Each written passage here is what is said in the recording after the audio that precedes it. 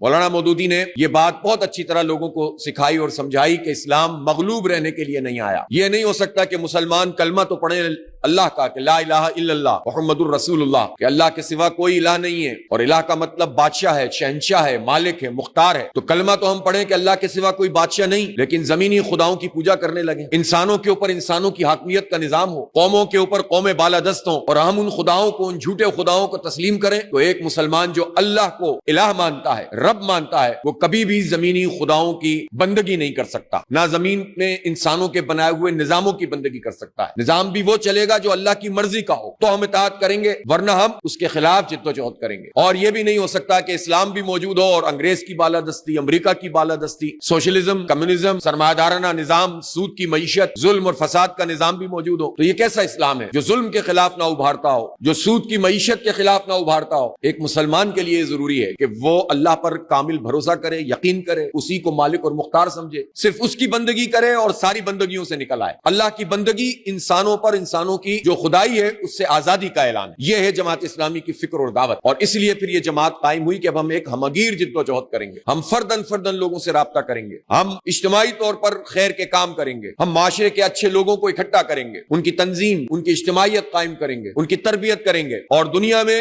ظلم کے خلاف اور فساد کے خلاف اور جبر کے خلاف ایک بڑی اور عظیم جد و جہد کو برپا کریں گے۔ الحمدللہ جماعت اسلامی اسی طریقے سے پھر آگے بڑھ رہی ہے۔ اس لیے اسلام ہم سے یہ تقاضا کرتا ہے کہ جب ہم اسلام کے دامن میں پناہ لے لیتے ہیں تو پھر ہماری ذمہ داری یہ ہے کہ خود بھی دین کے اوپر عمل کرنا ہے۔ اور دین پر عمل کرنے کا مطلب کیا ہے؟ جو بنیادی مناسک عبودیت کہلاتی ہیں، یعنی نماز، روزہ، استعداد ہو تو حج، اللہ تعالیٰ نے مال اور صاحب نصاب بنایا تو زکوٰۃ اور عشر، یہ سارے فرائض بھی اللہ کی طرف سے ڈیوٹی ہیں۔ لیکن یہ سارے فرائض انسان کو ایک بڑی جد و جہد اور کشمکش کے لیے تیار کرتے ہیں، اور وہ ہے اللہ کا نظام قائم کرنے کی جد و جہد، اللہ کا کلمہ، اللہ کی مرضی کی حکومت قائم کرنے کی جد و جہد۔ جماعت اسلامی وہ تحریک ہے جو یہ کام کرتی ہے۔ اس لیے ہم ذہن سازی کرتے ہیں اور لوگوں کو جمع کرتے ہیں، اور پھر ان کو ایک مقصد کی طرف لے کر چلتے ہیں۔